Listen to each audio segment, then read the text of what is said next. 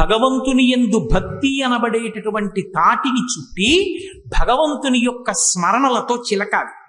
చిలుకుతున్నప్పుడు ఉంటుంది ఏమిటి అలాగా, అదేం ఉండదు.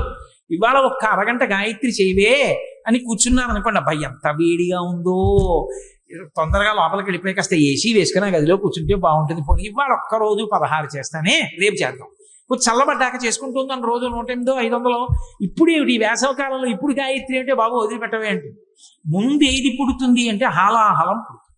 గుళ్ళోకి వెళ్ళండి, ఓ దేవాలయంలోకి వెళ్ళిన వాళ్ళందరూ దేవాలయ రాజద్వారం దగ్గర నుంచి దేవాలయం బయటకు వచ్చేసే వరకు భగవంతుని మీద మనసు పెట్టున్నారనుకుంటున్నారా? అక్కడ తప్ప అన్ని చోట్ల పెట్టుంటారు.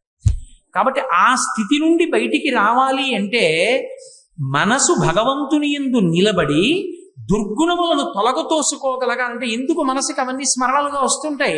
కామ క్రోధ లోభ మద మోహ మాత్సర్యములనేటటువంటి 6 ఆశ్రయించడం వల్ల ఇవి బయటికి తొలగిపోయి భగవంతుని యందు మనసు నిలబడాలి అంటే మన ప్రయత్నంతో అయిపోతుందన్న సాధన కాకుండా శ్రీ మహావిష్ణువు ఆదికూర్మమై ఆధారమై నిలబడాలి. నిలబడితే భక్తి అన్న తాటితోటి మనస్సు అన్న మందర పర్వతాన్ని ఆయన మీద పెట్టి భగవంతుని యొక్క స్మరణలనేటటువంటి చిలుకుడు చిలికితే ఆ లోపల నుంచి ముందు దుర్గుణములన్నీ విడిపోతే అప్పుడు అందులోంచి నెయ్యికి అమృతమని పేరు. అందుకే ఘృతం పిబేత్ అని ఆశీర్వచనం.